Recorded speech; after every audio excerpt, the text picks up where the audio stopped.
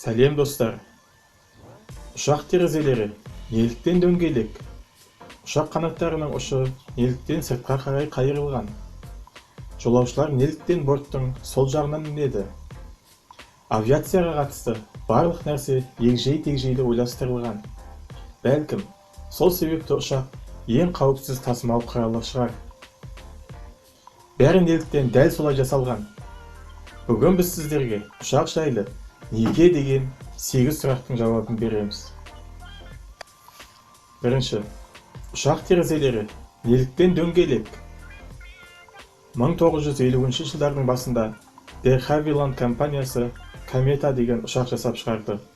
Бұл ұшақ авиацияның ең кереметі деп есептелді. Алайда, бір жылдан кейін оның әуеде тасталғаны шықты. Бірнеше айдан кейін басқа 2 ұшақпен де дәл осындай жағдай қайталанды. Инженерлер ұшақтың әр бұрандасын тексеруден өткізіп, мәселенің неде екенін тапты. Апаттың себебі ұшақтың терезелерінде екен. Олар шаршы пішінді болатын. Терезе бұрыштарына үлкен күш түсіп, ол ұшу кезінде тіпті артып кететін болған. Инженерлер терезе бұрыштарын доғал жасап, мәселені шешіп берді. Соның арқасында ұшақпен ұшу қауіпсіздеу болатын болды. Қанаттардың ұшы неліктен жоғары қарай қайырылған? Ұшу кезінде ұшақтың төменгі жағындағы қысым жоғары жағындағы қысымға қарағанда жоғары болады. Сондықтан ауа тепе-теңдікке ұмтылып, жоғары қысымды аймақтан төменгі қысымды аймаққа ауысуға тырысады. Ал мұны ұшақтың қанаттары арқылы жасау оңай. Бірақ қанаттың ұшына жеткен кезде ауа ағыны үзіліп кетеді, күшті турбуленттік пайда болады. Сол кезде ғалымдар ауа ағыны үзіліп қалмас үшін ұшақ қанаттарының ұшын жоғары қаратты. Бұл турбуленттікті азайтып, қанаттардың пайдалану мерзімін ұзартып, біраз жанармайды үнемдеді.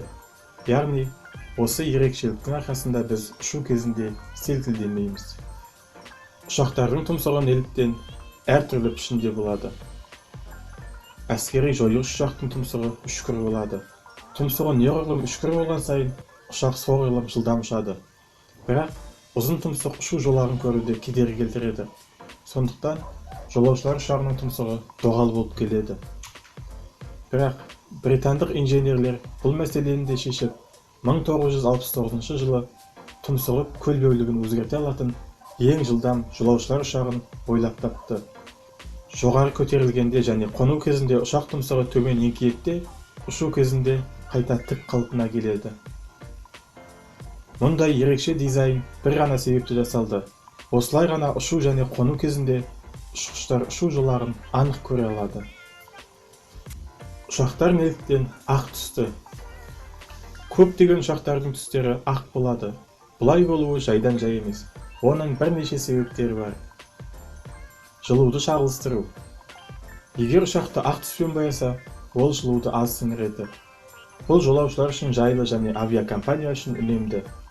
Ақ түс арзандау.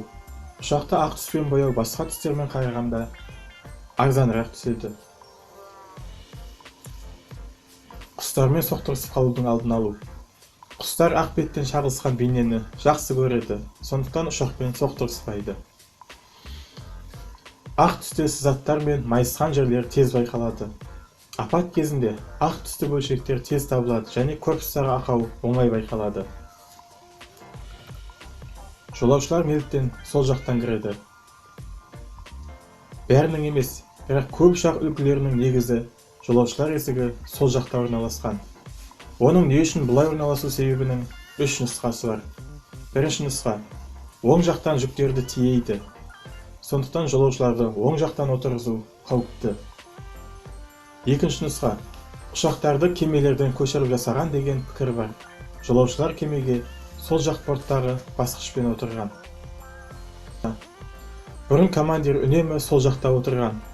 Жолаушылар есігінің де сол жақта орналасуы оның бәрін көруін оңайластырып, және ұшақты жолаушылар аймағына абайлап жеткізуге мүмкіндік береді.